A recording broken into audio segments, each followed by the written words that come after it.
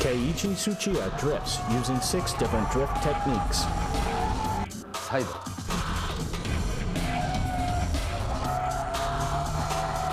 シフトロック。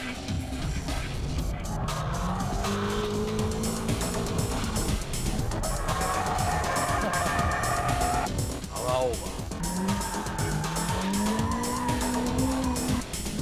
ブレーキング。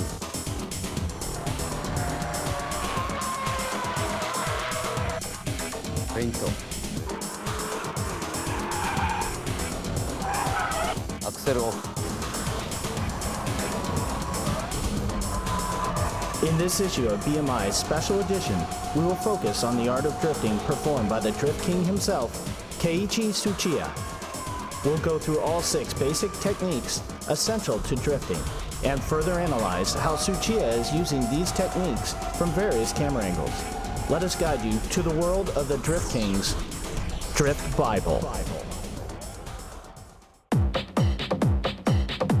First of all, we'll take a look at how a drift machine should be tuned and modified.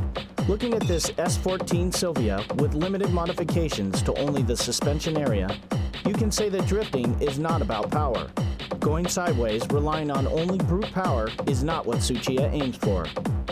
So how should a beginner set up his or her machine to drift like the king? Okay, so what's the least amount of tuning you need to drift? We had lots of stuff done to our car right here, but you don't need to go all crazy to start drifting.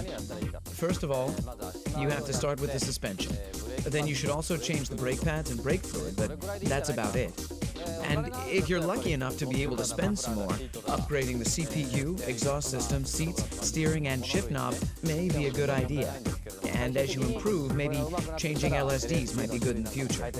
Anyway, what I want you all to understand is that you don't need loads of money to enjoy the sport of drifting. Let's check out the 6 basic techniques that Tsuchiya actually applies to drift. See how Tsuchiya triggers the tail to slide with each move. To make it easier to analyze each drifting procedure at low speeds, we'll use the second hairpin at a Bisu circuit going counterclockwise. To begin with, I'll show you what I was doing back in the days, long before anyone recognized me.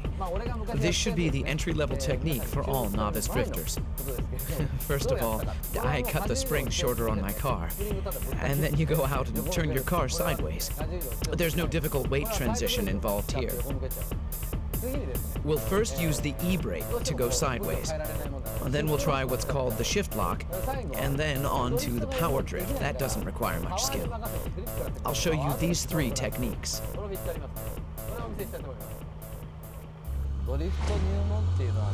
This one's for all beginners. Everyone goes through this stage. I started off doing this too. This drifting relies all on the e-brake. Straightaway, brake, toe, and e-brake. Right there. Just like this. Well, it all starts from something like this. Don't worry about how you exit the corner. Just try to pull the e-brake at the corner entrance and concentrate on making the car go sideways. You brake and then turn the wheel, step on the clutch, and pull the e-brake. Release the e-brake, go into counter steer mode, then wait. Wait until you know that the car is facing the corner exit direction. Then you gently start stepping on the gas. How hard you should step on the gas pedal should depend on how much you're sliding and counter steering. All of this should get you to exit the corner in one piece. One must learn the timing and the rhythm of the Drift King's drifting procedure and actually feel the exact moment the tail slides in order to master the 6 basic drifting techniques. The length of the tail slide depends on the steering angle, plus how long and how strong the e-brake is being pulled. All maneuvers must be done smoothly and timely, and to do that, having the right driving position becomes crucial. This is a must in order to give a car a quick countersteer and respond to the car's slightest movement. Let's check out how Tsuchiya is controlling the gas pedal from the outside. You can see he's controlling the drift without opening the gas all the way. The timing to pull the e-brake is almost synchronized with when the brakes are let off.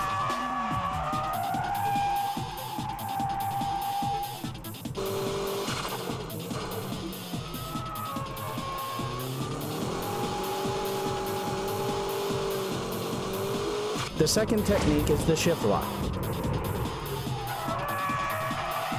Notice that Tsuchiya's right foot is not doing the heel and toe move. Okay, let's now look at the shift lock. I used to do this on snow and wet surfaces. I don't recommend to do this on dry roads, but here we go.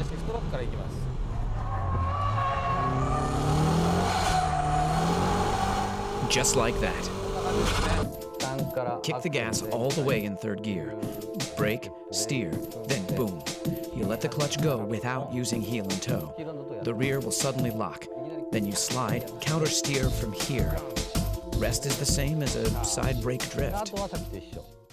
The corner entry procedure is the same as the side brake drift. The important point here is when to release the clutch. Tsuchiya lets off the clutch just as he eases off the brake and steers in. His braking only lasts for 2 seconds. It's like brake, brake, gas. The tail slide occurs right as he steers into the corner. This is how the car starts drifting from the corner entrance.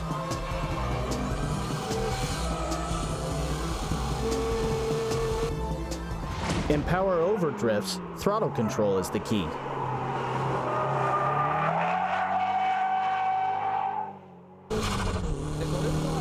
I used to do this when I couldn't drift yet. I'd brake like this and try to drift, but I couldn't because I was too scared. So the only thing I could do was to step on the gas all the way at the corner exit. I used to practice this on the snow as well. When you can't do anything about the strong understeer at the corner entry, you should try this on snow or on a wet surface to practice. Steer into the corner even if you feel the understeer, and at the corner exit, just floor the gas and make your car go sideways, and as you exit, countersteer. This should be the easiest way to drift at the entry level rather than side brake drifting and shift lock drifting. You should practice this on a slippery surface, and remember not to step on the gas until you reach the corner exit point. Because if you give too much gas before this clipping point, you'll end up understeering. In this case, the corner entry is the same as before, gradually opening up the gas until the clipping point. Then Tsuchiya loosens up the gas for a moment, and then he kicks in the gas pedal to get the tail sliding. Power over drifting needs strong front tire grip. This is the reason why Tsuchiya loosens the gas to make the weight shift to the front. By this time, you've mastered the entry-level drifting. And if you're in control of the car's weight transition, you can pull your e-brake lightly. Just a tad so that people watching can't even tell you're pulling the e-brake. Then you'll learn how to drift using shift lock and braking. But this entry level is a good starting point for all beginners. How is the weight transition being done? Let's check out the braking drift.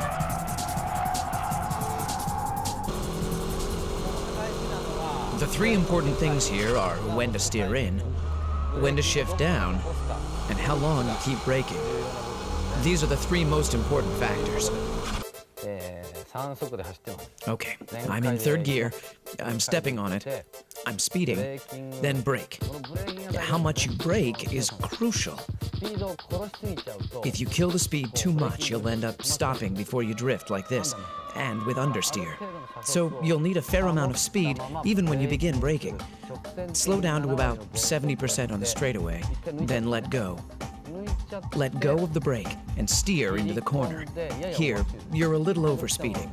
If you brake through the corner, you'll end up with understeer. So first brake and then turn, heel and toe and steer in towards the clipping point.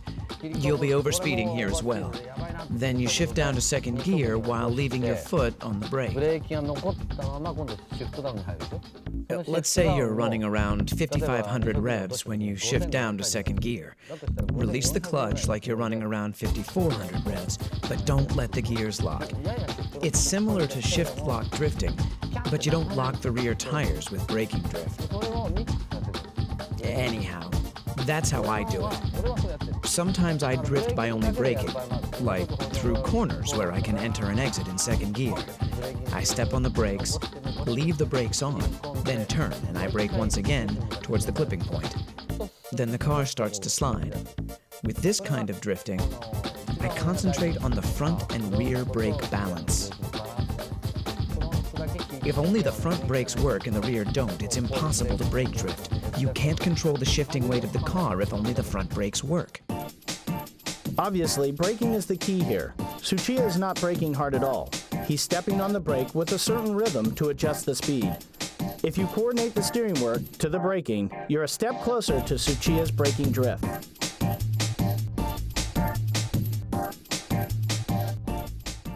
Remember, the rhythm of your right foot should be brake, brake, brake, brake, gas.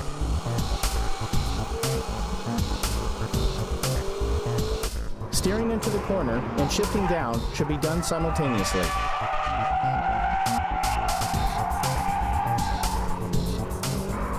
Next up is the fake drift, where you create large weight transition by force.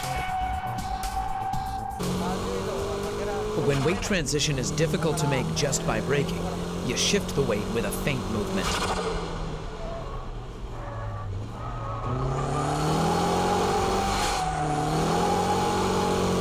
Quickly steer like this, and at this point, my foot is off the gas. And when I juke the car like this, the car bounces back with the weight, and that's when I step on the gas pedal. It's just like a pendulum, and you use that return force to make the weight transition. Here too, I've stepped on the gas, all the way for a second, before I let go, in order to get the car to slide. Once the car is in sliding mode, release the foot from the gas, and control. I used to do this a lot on snow. If you're going too slow, you have to step on the gas to make it happen. But if you're going fast enough, and you steer to the left and quickly steer back to the right, your tail will automatically start to slide. But you know, I wasn't that good back then, so my car would lose speed while I was doing all that. That's when I learned to give the car some gas to make the car slide, so that I can drift, even at such speeds. Because of the inertial force from the feint action, the braking doesn't have to be as strong as the braking drift. It's all physics and dynamics, but the rhythm of the right foot is always the same.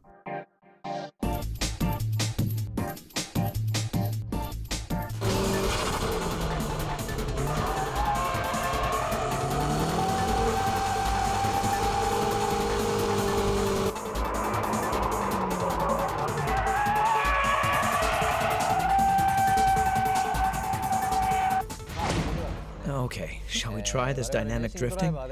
This one's pretty difficult, so even professional racing drivers like us can't always get it right.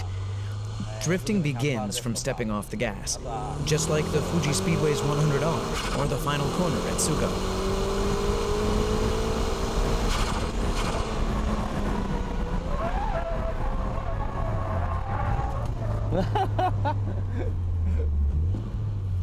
Unbelievable. That was awesome. It's so tempting to brake. Here in Ebisu, this 100R corner is a third gear corner. You step on the gas all the way in third gear. Then the difficult part is where you release your foot from the gas pedal for a second. You're coming in with enough speed in third gear. Steer into the corner, and the moment you release the gas, you start to slide. On this particular track, you need to get ready for the final corner at this point and slow down. But for now, we'll ignore that to show you guys this dynamic drifting. So when you release the gas, your tail will slide. Then you just counter steer and control. I use this a lot at the Fuji Speedway's 100R corner. I charge in without braking and just instantly let go of the gas. And when the tail starts to drift, I just counter steer and slam on the gas as I exit the corner. You do this at the final corner at Tsugo. There are some cars that can plunge into the corner without braking at all. In a Miata, you can dynamic drift at Maze, go right in at full speed, and by releasing the throttle, you can initiate the tail slide. From there, it's just counter steering and stepping on the gas again at the exit. That's what I call dynamic drifting. This is an example of not how he stepped off the gas, but how Tsuchiya was able to avoid crashing. His lightning-quick steering work is simply unbelievable.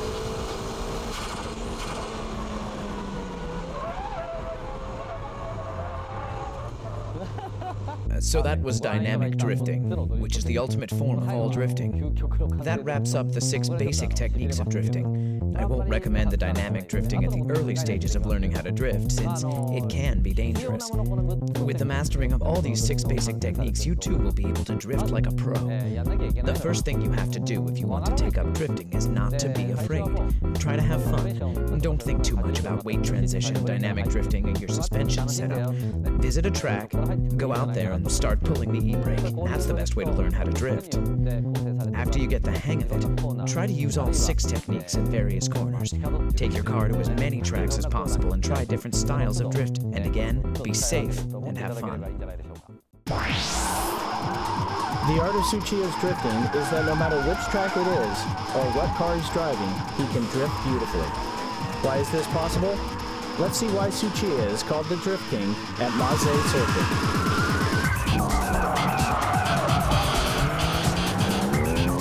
We're at Maze Circuit in Niigata Prefecture. I hope you understood the basic techniques that I showed you at Ebisu.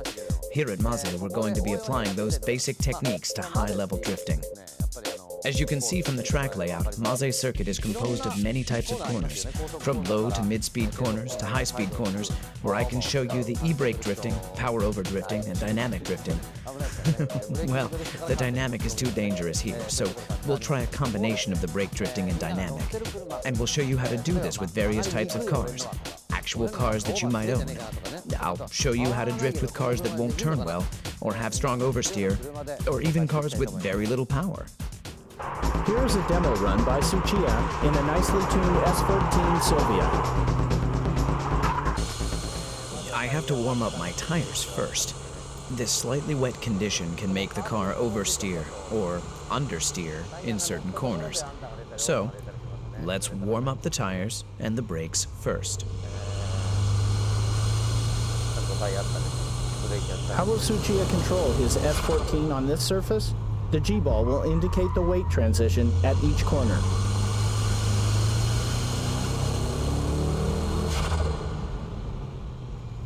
It's wet here, so I'll just pull the e-brake to avoid the understeer. For the first couple of laps, I'll demonstrate the braking drift with this K-Office S14. This S14 is modified with a great suspension system that allows the car to perform high-speed drifting. I should be able to clear all corners with the braking drift.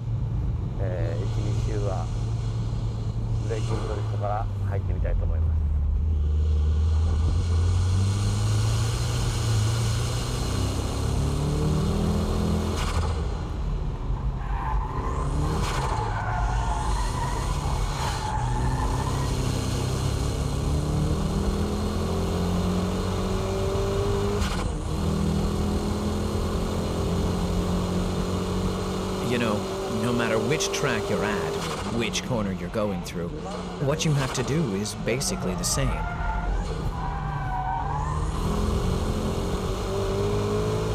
It doesn't matter if you're in Ebisu or Maze.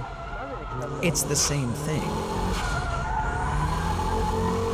Braking drift is controlled by the braking power, your braking touch. Oh, it's wet here, so I should take it easy. According to the length of each corner, you need to adjust the force of your braking.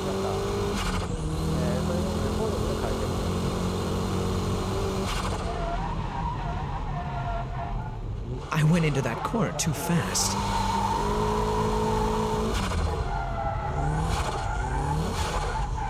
It's all wet here.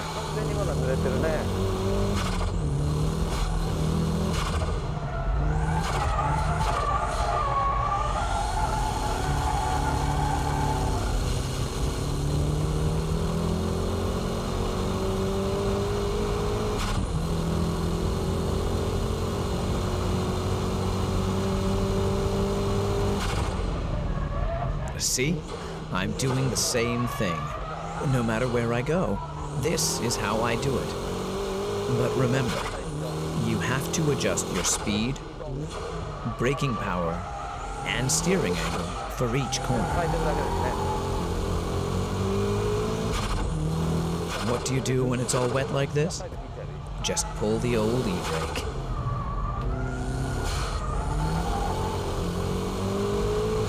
In corners where understeer is strong, just pull the e-brake. It's best not to use it too much, but you can do it when you're still learning. Oops, that was understeering right there. Here again.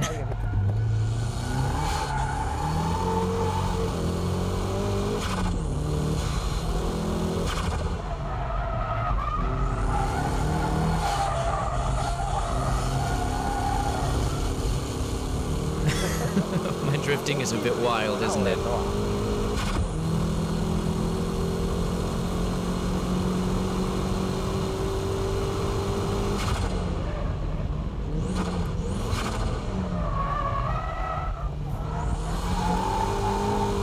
That corner entry began as a braking drift, but towards the exit I switched to dynamic drifting.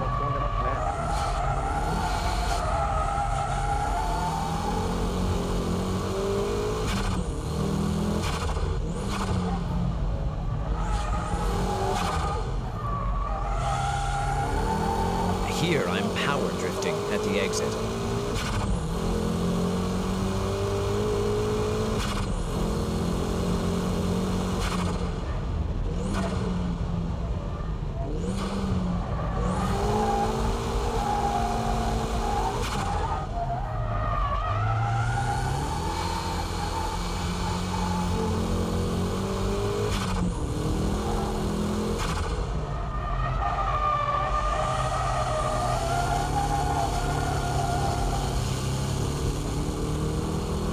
Yeah, this is how I do it. That's almost like dynamic because I only touch the brakes just a bit.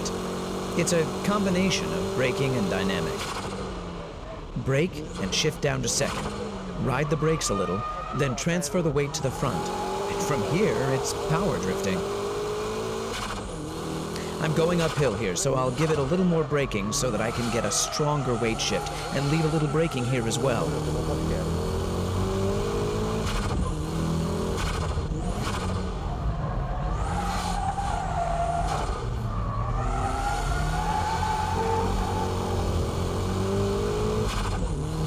On the S-curves, the faint drift should be used.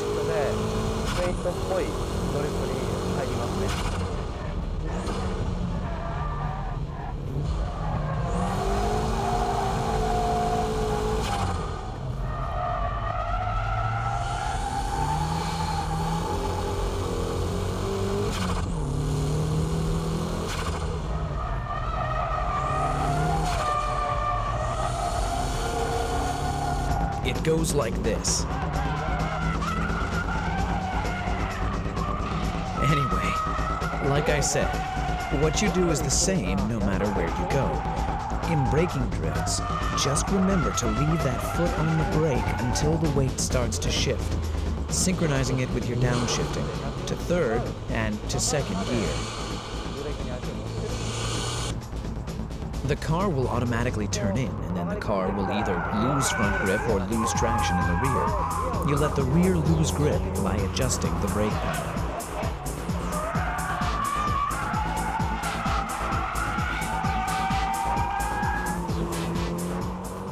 Let's check out how the S14 is acting on this final corner from the outside camera. This well-balanced S14 Silvia goes into braking drift by a light touch of braking and smooth steering work.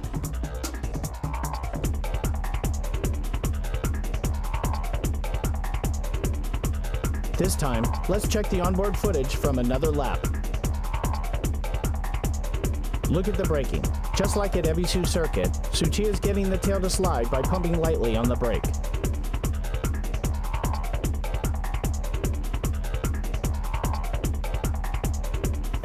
As Tsuchiya countersteers, the G-balls are intact and moving towards the rear very smoothly. A beautiful drift must have smooth weight transition. Pay attention to the angle of his countersteering and throttle control.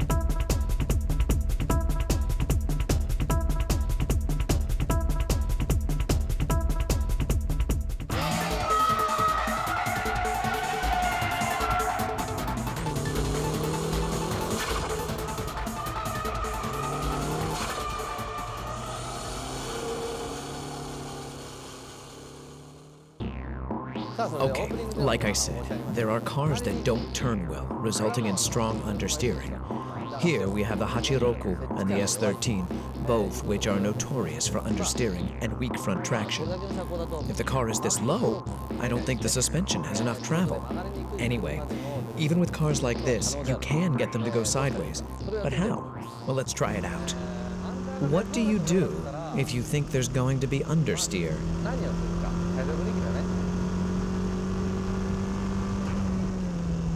Remember, pull the e-brake.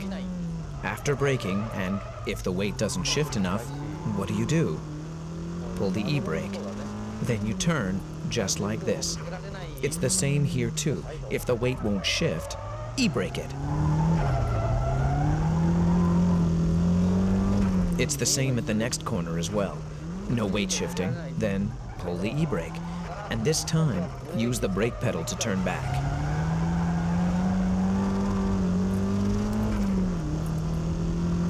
That wasn't so hard, right?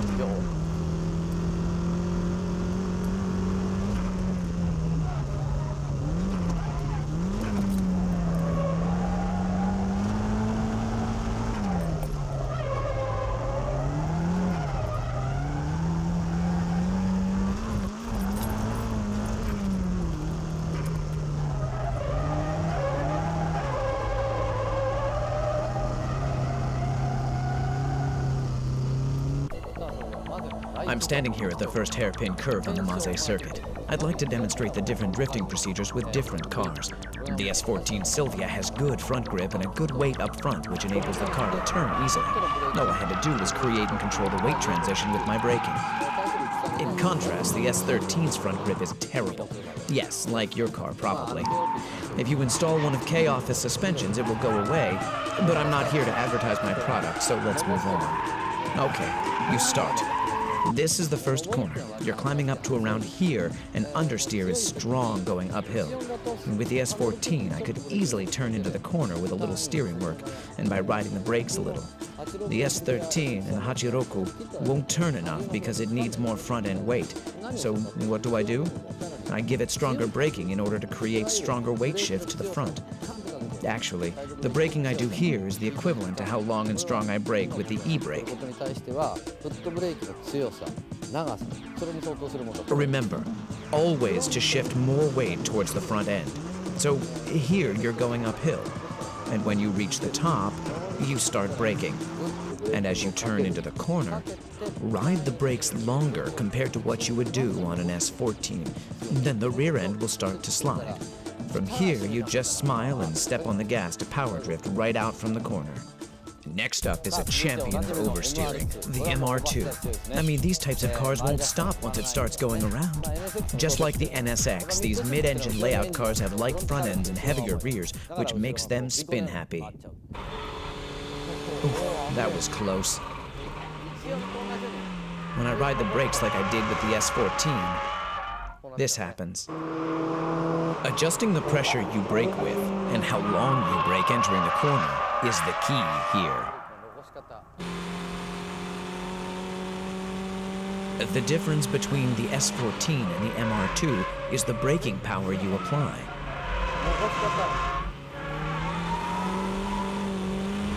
The braking time I ride into the corner is only about half of what I did with the S14.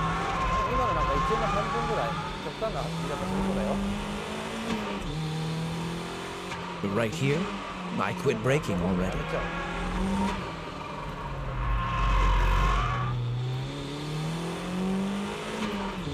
And the braking pressure itself will be weaker compared to the S14. Of course, the method to decrease speed is exactly the same, but here, you leave the brakes on. That's the difference.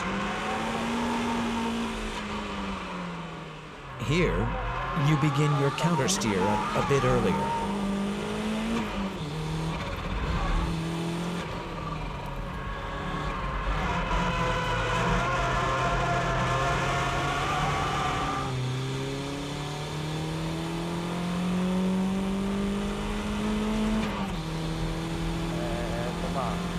That's how you keep control and drift with understeer.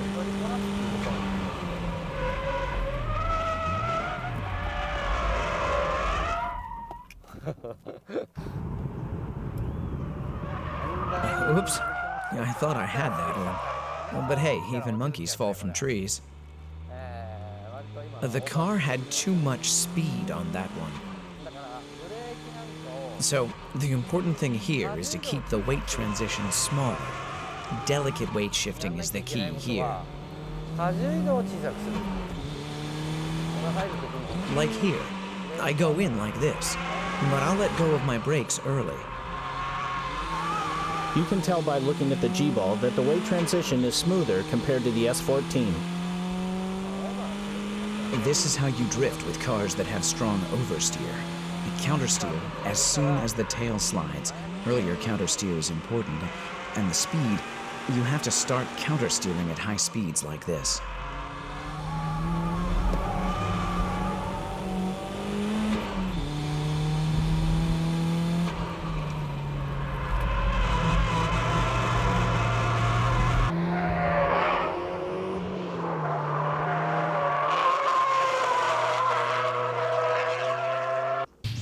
That's how you drift with oversteer cars like the MR2. The difference between the cars I've shown today is like this. The S13, the car with strong understeer, needs big weight shifting.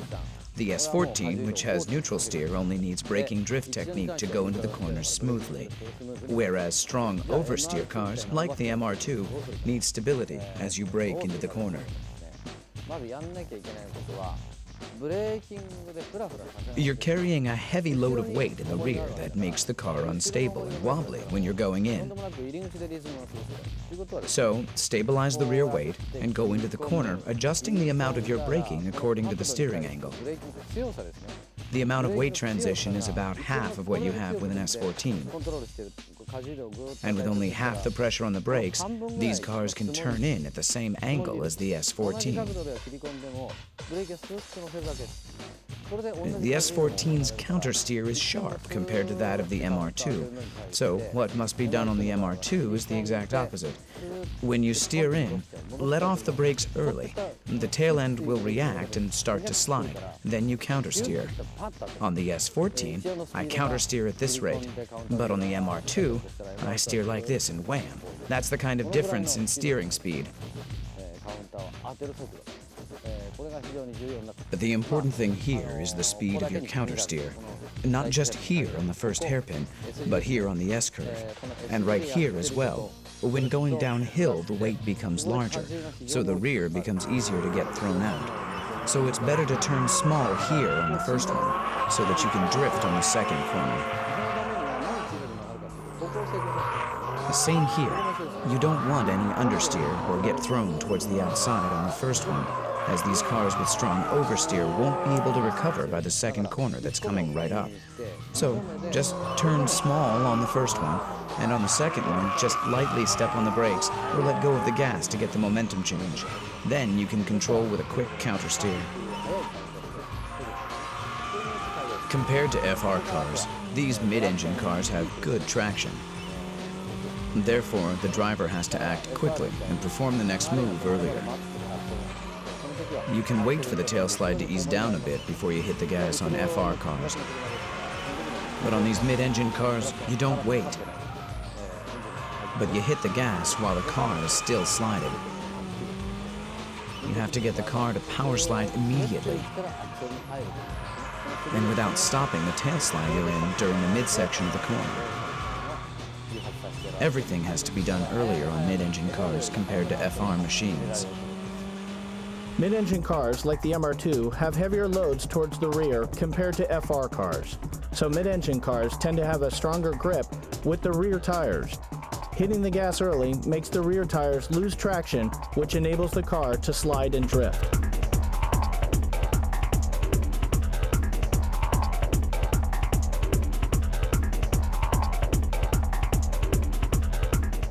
The big difference between the S13 and the S14 is that the action needed to trigger the tail slide is smaller. You don't need big braking maneuvers or steering work to slide the tail and drift.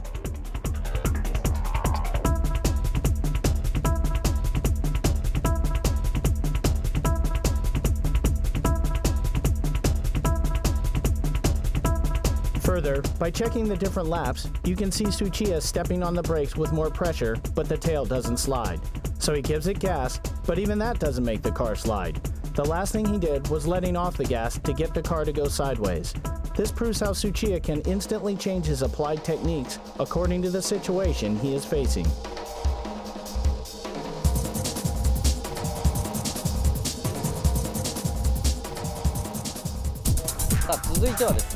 Okay, now, how do you drift with a car that doesn't have much power? What I'll be explaining to you here is from way back when I used to drive the Hachiroku every day and night. And that's like 15 years ago. With this car, it's all about flooring the gas pedal all the way from the entrance to the exit. This car's been nicely lowered as well. Mine used to look like this. You have to step on it to make this thing go sideways. With these underpowered cars, you just have to keep the gas on to get it into power drift mode.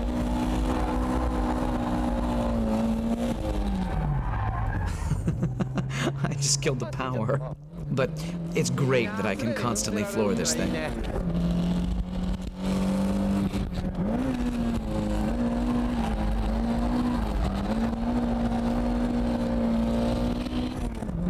This is great.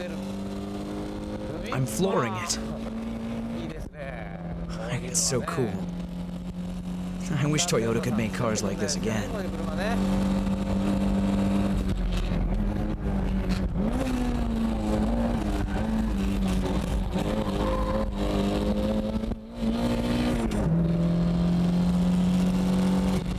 Shift down and put the pedal to the metal. It feels great. Just the right amount of power to have fun.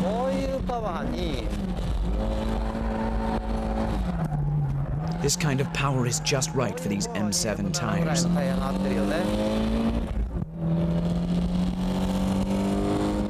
Feels good. Now, this is fun.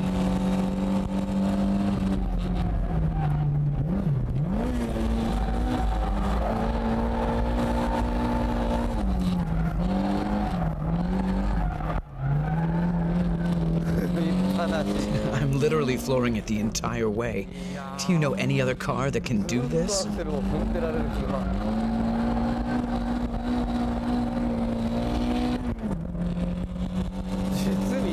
It's just great. What I'm doing is simply turning the car with the gas pedal.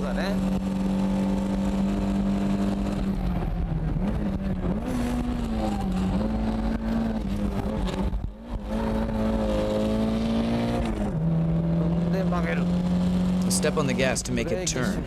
Brake and shift down, then step on the gas again. Step on it to let the rear go. You have to keep revving it within the torque band.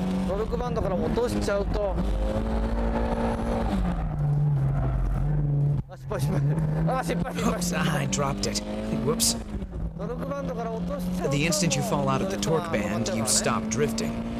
So make sure you rev it up enough to keep it up there.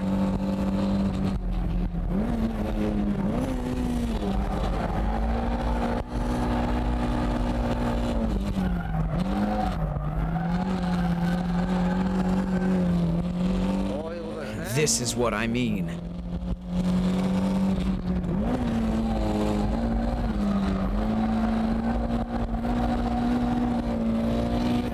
So, how was drifting with an underpowered Hachiroku? This car is a classic, and it will be a classic for years to come. Did you know I taught Takumi from Initial D how to drift in one of these? Okay, the first hairpin, what am I doing? I'm simply turning the car only with the gas pedal. This is the biggest difference from other cars. This is quite a technique, definitely for advanced drifters. You need to use this here on the first hairpin, and here on the S-turn. And here. I use a combination of the braking drift and dynamic drift. It's the same here as well, but on the final corner, these old cars have tendencies to understeer. So, what do? You step on the gas and turn the car sideways. Let's check the steering work for the first corner. You come down the straightaway in third gear, so shift down to second. Steer into the corner, but the car is understeering. Step on the gas all the way and let the rear slide. Then you let go of the gas and wait. But if you wait too long, you'll lose too much rev, and your drift power will stall. So, after you give it gas all the way to make the tail slide, countersteer. And as you do this, place your foot on the gas, just to keep the rev within the torque band. This is how you drift right from the corner entrance to the exit. And this is also the reason why an underpowered classic like the Hachiroku can go up against the high-tech power machines of today. I'm turning using the gas pedal at all corners. You know, you may be able to drift in other cars, but drifting through the corners from entrance to exit in an underpowered car is a tough task to pull off. And that's why people who say they can drift in a Skyline, Supra, MR2, or a Silvia can't always go sideways in a Hachiroku. This is because you really need to know your stuff to keep the underpowered car drifting through corners. And to get this done, you must master the 6 basic techniques to make your drift perfect. Let's check the Hachiroku on the final corner. In this corner, a standard braking and shift lock triggers the car to drift. But the throttle control from here is different. Tsuchiya floors it immediately to keep the car sliding all the way from the entrance to the corner exit. He's purposely letting the wheel spin a bit so he can control the tail slide with little power. He's driving while constantly maintaining loose traction. These 6 techniques and their various application make the Drift King go sideways. How did I become the Drift King? I can only say that I was driving day and night. I guess people call it practicing and hard work. But to me, I was just having fun out there. To enjoy driving, or shall we say practice for now, all you need is some safe, clear space. This will be enough. Let's start with a 180-degree turn. The first thing I tried, right after I got my driver's license, is this. Pull the e-brake, and try to end up facing the direction I came from. In my days, it was cool to be able to do this and get it right.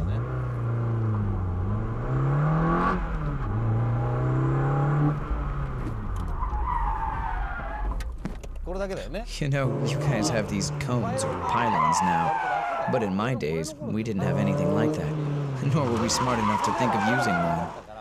If I had these cones back then, I would have improved much faster. Obviously, in the beginning, I couldn't get it right like this. It used to be like this. I was scared and didn't know how fast I should be going, so I would stop like this. But turning the car in the direction that you came from, without stopping the engine, means that the driver is stepping on the clutch to turn the car around. In the beginning, it's okay to mess up and stop facing the wrong direction, or even stall the engine. But don't get scared. Just try it in a safe, closed environment. And once you learn how to turn 180 degrees with an e-brake, your next step should be making 90-degree turns.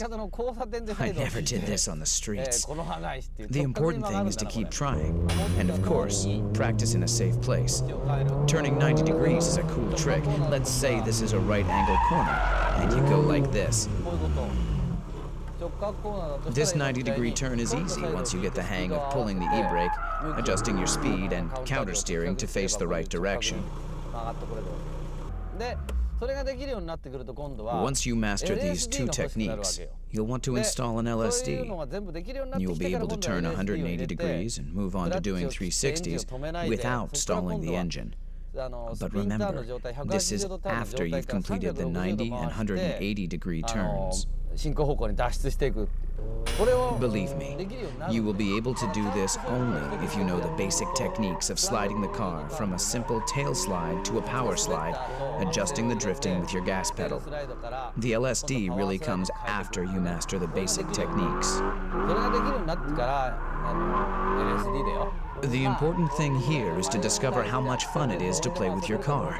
Like here, I can turn just by pulling the e-brake. When you learn to do this correctly, you'll want to do it on the track. The main objective of this special training program is that you have fun driving your car.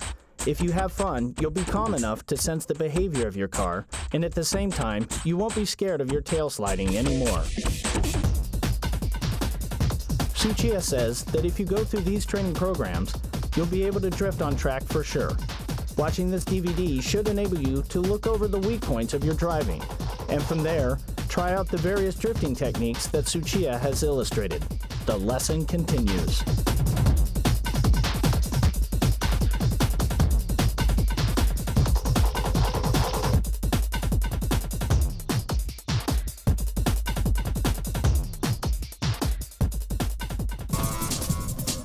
Special training program number 4 is learning how to use the handbrake according to the radius of the corner.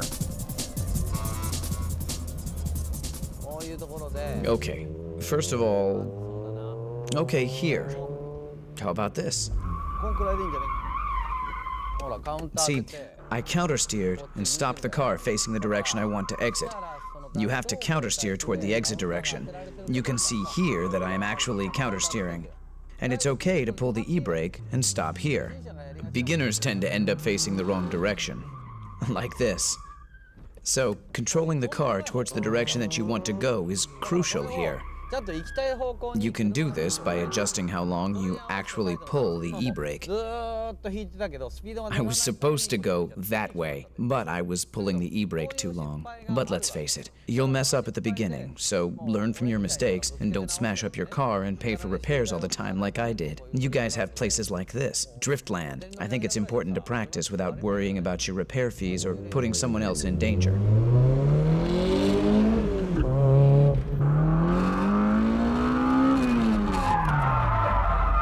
See, here. I'm pulling the e-brake too long, letting the car slide too much. In this situation, your left hand is pulling the e-brake and your right hand working the counter steer is too slow. This is how you'll end up facing the direction that you came from. So, just shorten the time you're pulling the e-brake.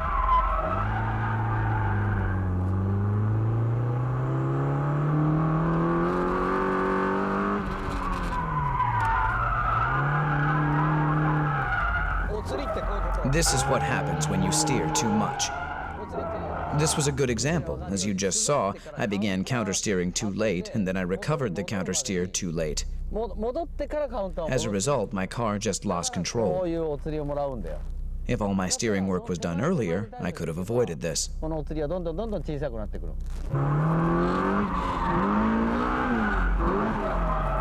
If you end up doing this, just hit the brakes and stop the car. Take a deep breath and calm down. You won't get anywhere trying to recover from this state, so just stop the car and chill, okay? And start from zero all over again. Okay, let's review the training program. I admit that this training needs effort, but you want to have fun too. So find a safe place to practice and start from the 180-degree turn. Then try the 360, but you need an LSD to do this. Then the 90-degree turn. And when you learn all this, come to a track like this one to practice, where you can find something like this. To practice doing donuts, you need an LSD. Come to a track like this to practice pulling the e-brake along the actual radius of the corner. If it's a 90-degree corner, just pull the e-brake for a second, countersteer, and then hit the gas. For 180, which actually is a U-turn, you need to keep pulling for at least 1 second to let the tail slide. So practice and learn to get the feeling of what kind of speed, angle, and steering work is needed for various turns. I said practice, but you'll have so much fun, you won't feel like you're practicing at all. You'll have a lot of fun, I can guarantee that. Until you can do all of this with your eyes closed, you'll be spending a lot of your pocket money on tires. You know, if you can't afford new tires, just get some nice ones for the front and go to a scrapyard for the rear tires. Used tires from a scrapyard can be put to good use on a drift machine. After you practice with used tires and become better at drifting, well, let's say you can countersteer and kick the gas in towards the corner exit and drift properly once every 3 times. You're now ready to get some good tires on all 4 wheels. At this point, you should be wearing the same tires in the front and the back. With new tires, you're dealing with real grip. And here, maintenance is very important. If you are like me, and you love cars, you have to take good care of them, right? If you practice like this, with your e-brake all the way up here, if you leave it, you're out. Your e-brake should at least be like this. Sometimes there are guys going like this. I mean, you're not driving a train for crying out loud. So please, use some sense to maintain your car. I used to adjust my e-brakes once a month. Back then, the e-brake was all I had. At one time, I couldn't turn without it. I'm serious.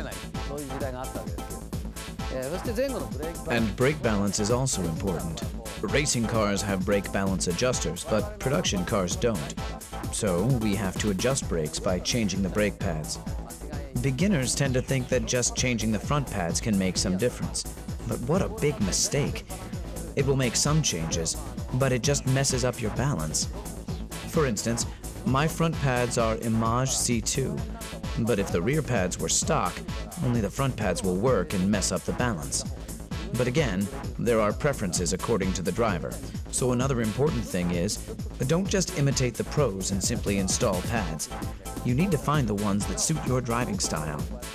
I like the linear feeling, but you might prefer ones that need hard braking to get it working, like the Super Sports brake pads. So, choose the right pads depending on your style and the front tire grip. Doing nothing to the rear won't get you anywhere. I assure you, you'll have a hard time in the corners. Say you're in a braking drift, and beginners often pull the e-brake, right? In that case, you need a decent pair of rear brake pads to get the rear tires to lock by pulling the e-brake. Plus, if you're wearing poor grip tires on the rear, it's easier to lock them with decent rear pads. When you become an intermediate drifter, you can now step on the gas when you're tail sliding, right? If you drift for 5 days a week, like I used to, you need to overhaul your LSD once every month or so. This means if you go drifting once a week, you'd need an LSD overhaul at least once every 8 months or so. An LSD that needs an overhaul feels like a viscous LSD, and it's not fun at all. The car won't exit properly, and sometimes kills the drifting. You only end up with worn-out rear tires because the inner wheels keep spinning. It just ruins the fun of drifting. So make sure to overhaul your LSD and maintain your drift machine in healthy condition. You will have more fun on a well-maintained drift machine. The Drift King. Tsuchiya says, I still want to get better.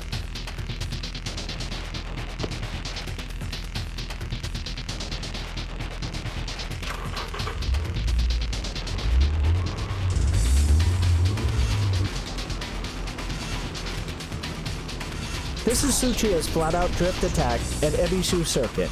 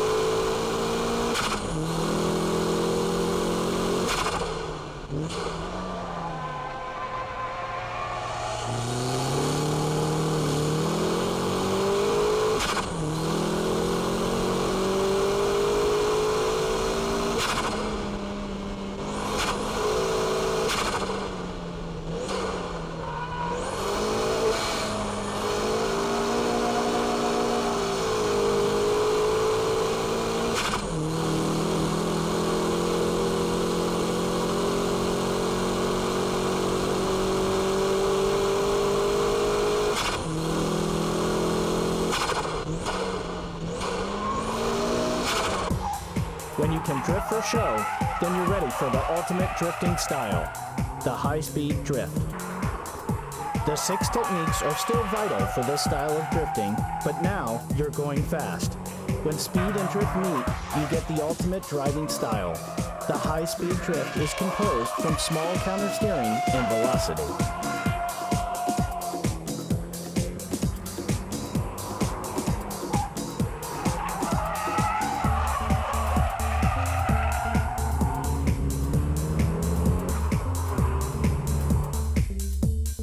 high-speed drift needs braking delayed to the absolute limit, instant steering work, and all-out cornering exit skills.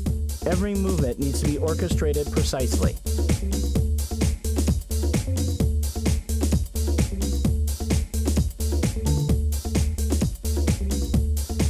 Focus on the steering work as well. In high-speed drifts, tail sliding is controlled and limited, so counter-steering work can be minimized. Wheel spins are limited also, making the car easier to grip and accelerate at the corner exit.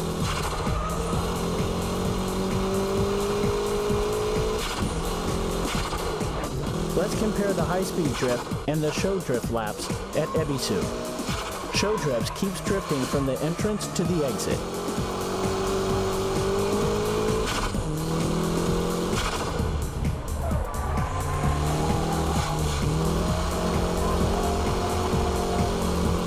With the high-speed drifting, traction recovery is very quick, even during the counter-steering work.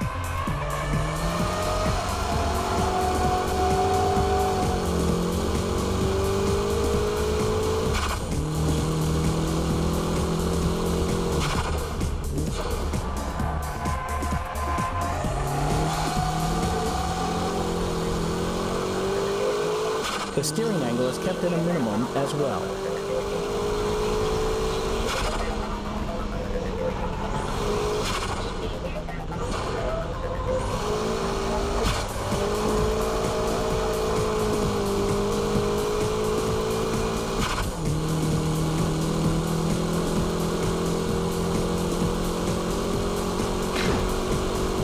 This is the ultimate style of drifting, high-speed drifting.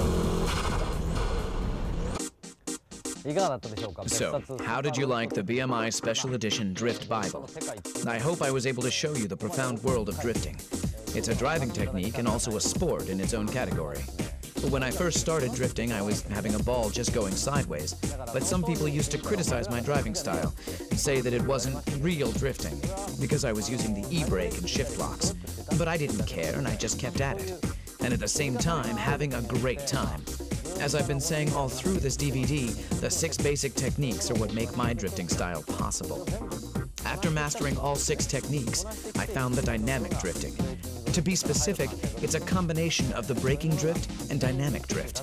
This style naturally became my own drifting style.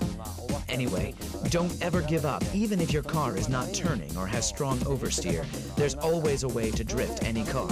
And remember to be safe and have fun. Try to have as much fun as possible when you start drifting, and once you're able to drift, set your goals higher and keep at it.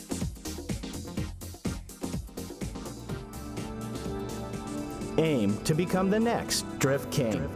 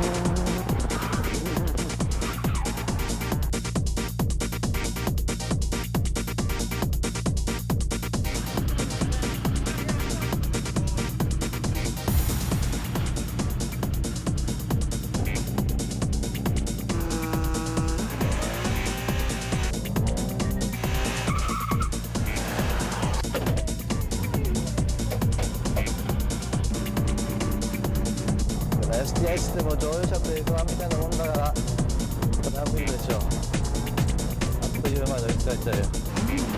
80 right over crest 40 6 left over crest 20 5 right crest over crest long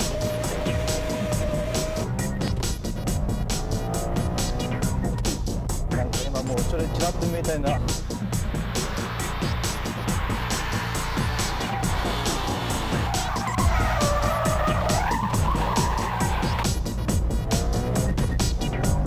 うわーもう来た。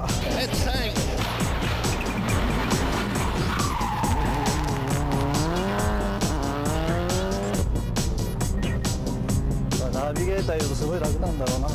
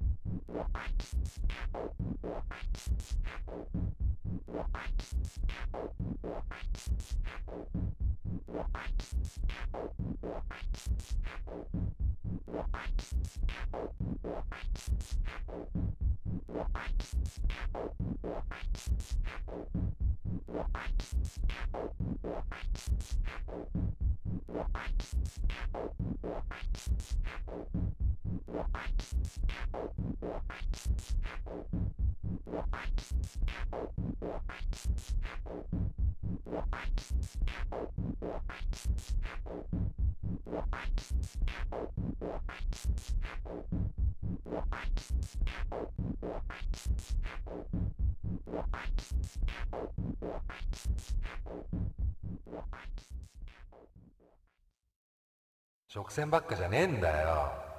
おい、こら。直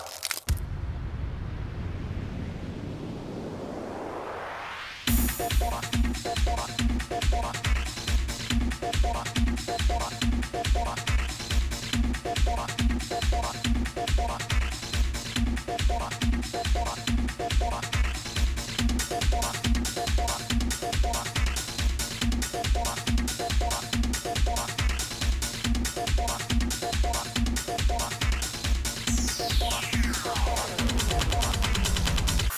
ばっか走ってそんな面白いか。